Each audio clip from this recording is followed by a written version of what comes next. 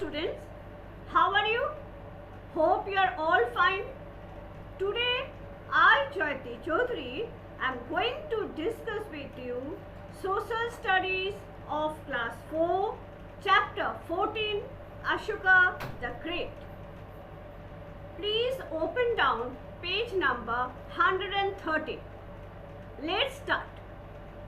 Ashoka was the grandson of Chandragupta Maurya, the founder of the Maurya dynasty.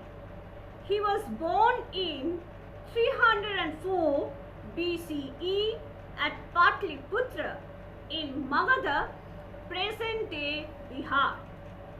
He was the son of Bindusara and Maharani Dharma. Ashoka ruled over the Indian subcontinent from 269 BCE to 232 BCE and is considered as one of the world's greatest rulers. So today we are going to read about Ashoka the Great. Ashoka was the son of King Bindusara and Maharani Dharma, and he was the grandson of Chandragupta Maurya, the founder of the Maurya dynasty. He ruled from 269 BCE to 232 BCE, and he is considered as one of the world's greatest rulers. Now we are coming to extent of Ashoka's empire. Ashoka was a great warrior king. He won many battles and built a vast empire.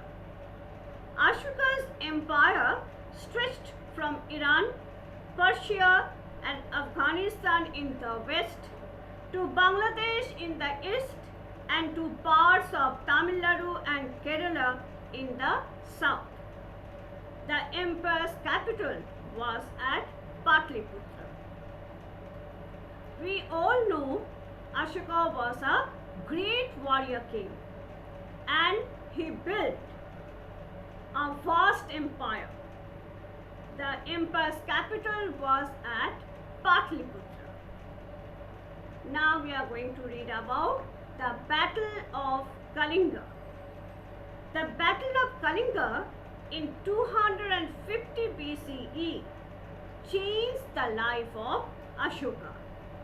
He won the battle but was deeply disturbed by the scenes of blood and pain all around.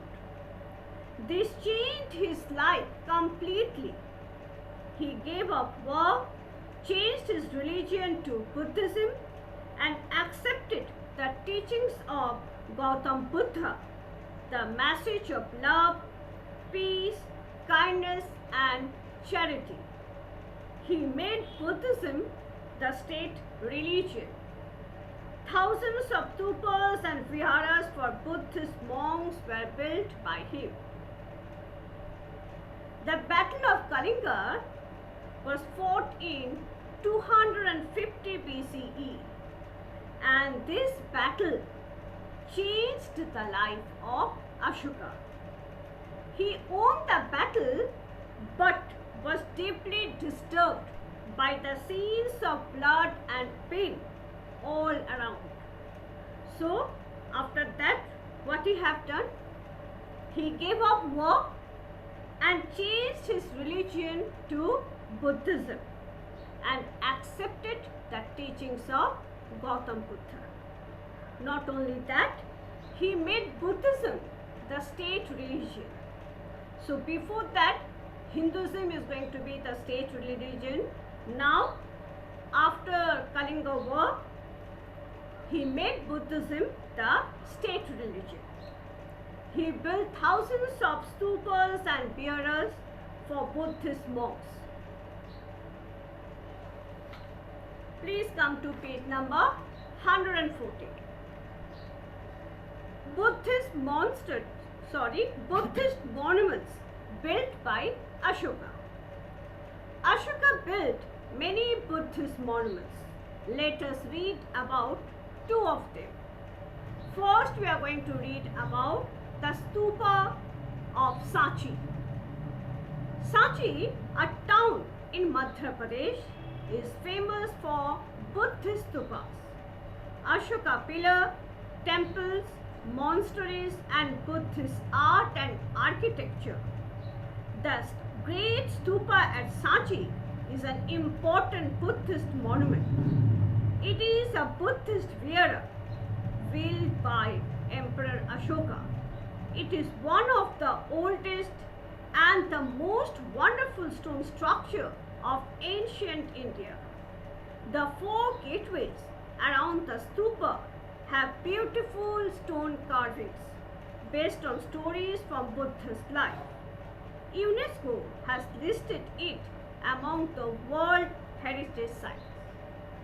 So first we are going to read about the stupa of Sanchi.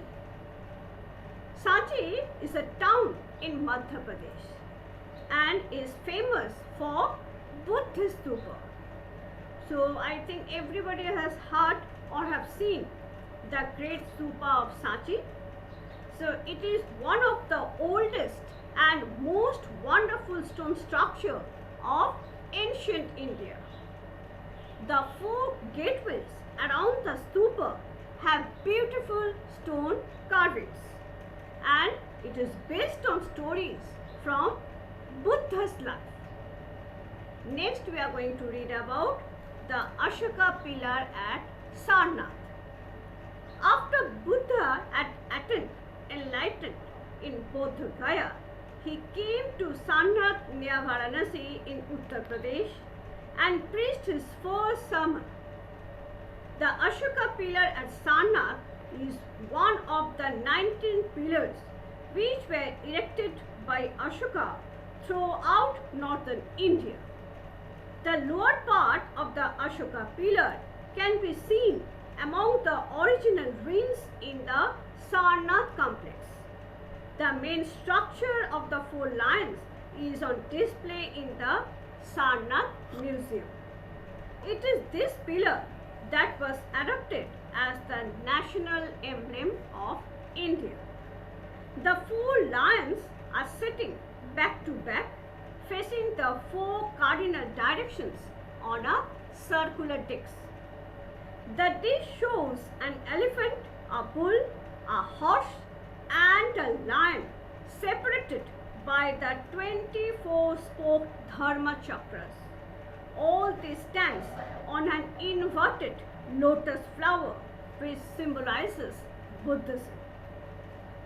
Now we are going to read about the Ashoka pillar of Sarnath. What we have seen, after Buddha had attained enlightenment in Bodh Gaya, he came to Sarnath, which is near Varanasi in Uttar Pradesh, and preached his first sermon there. I think everybody has seen this pillar. This is going to be the national emblem of India. Which one? The four lions are sitting back to back, facing the four cardinal directions on a circular disc.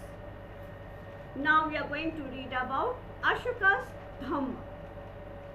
Ashoka's Dhamma in Sanskrit, Dharma, contains the teachings of Buddhism and Ashoka's principle of leading a good life. Ashoka's Dhamma lays stress on the following. First, keep away from war. Second, live together in peace. Please come to page number 115. Number third, practice ahimsa or non-violence. Number fourth point, respect parents, elders and religious teachers. Number fifth, masters should treat their servants like humans. And last, stop animal sacrifices and adopt vegetarianism.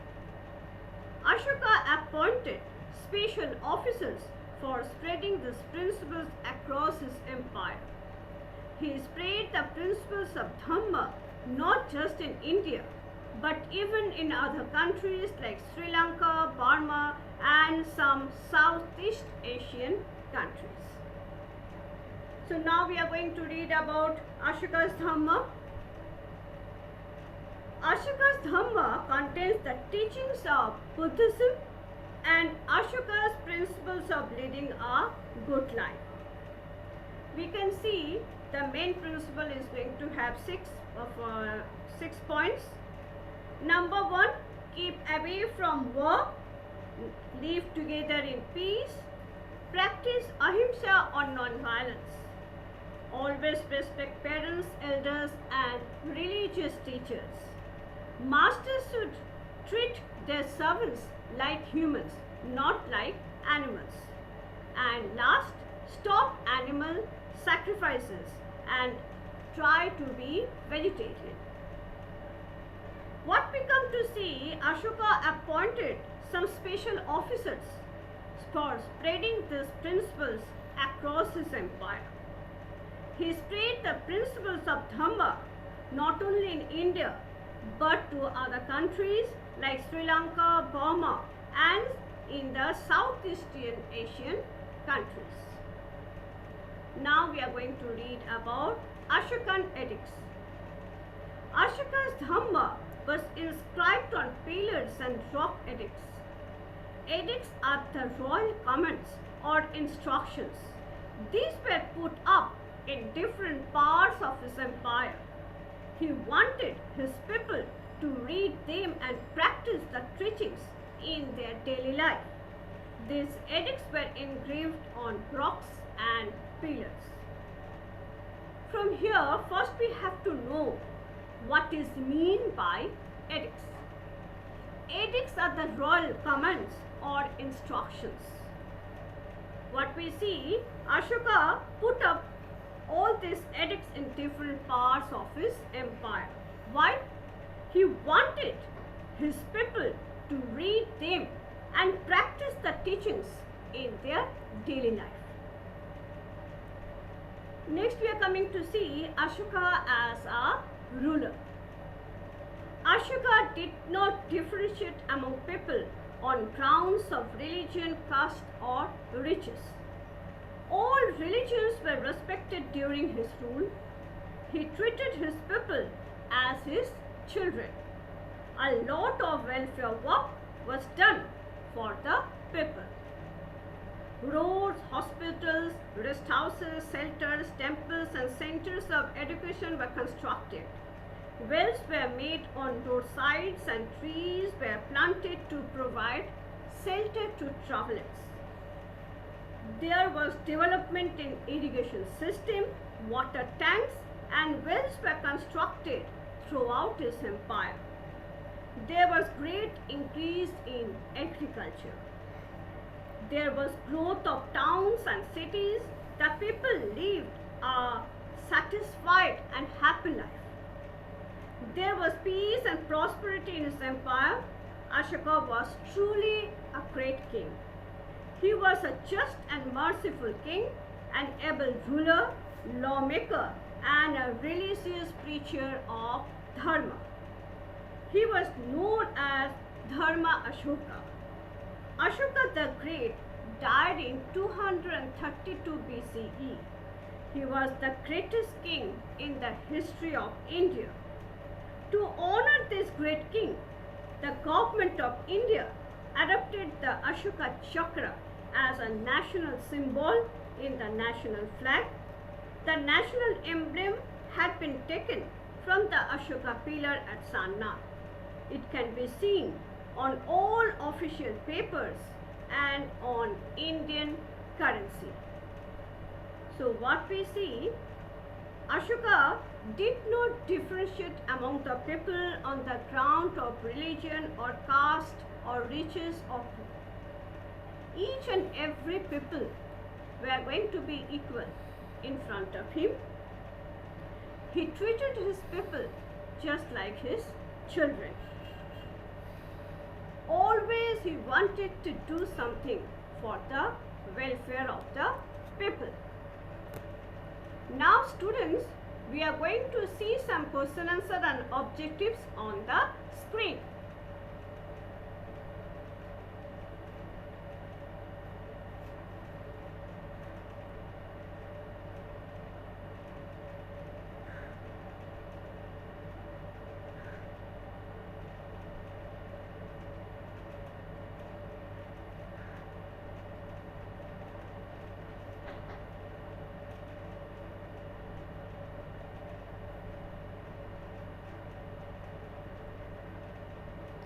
Students, hope you enjoyed the class.